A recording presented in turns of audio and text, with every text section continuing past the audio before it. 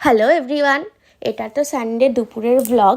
আর Sunday হইয়া Monday আমার তো প্রত্যেক দিনই ঘন্টা পাখিকে ব্রাশ করিয়ে দিতে হয় আর ওয়েট ওয়াইপস দিয়ে ওর গাটাও মুছিয়ে নিতে হয়, কারণ ও সপ্তাহে একদিন করে স্নান করে। তাই এটা আমার প্রত্যেক দিনেরই কাজ বলতে পারো। তারপর তো ওকে একটু ছাঁচ খাইয়ে আমি নিজেও একটু ফল খেয়ে নিলাম আর বসে পড়লাম এই ফেস প্যাকটা বানাতে।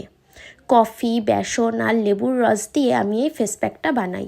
তোমরা চাইলে এটার মধ্যে হলুদও অ্যাড অন করতে পারো। আর আমার তো এটা সারা বছর মনে থাকে না, পুজো আসার আগেই মনে পড়ে রূপচর্চার কথা।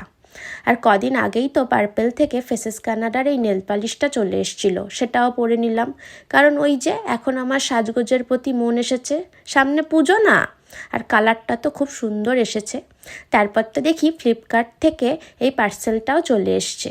কদিন আগেই এই ড্রেসটা অর্ডার করেছিলাম, খুব সুন্দর এসেছে।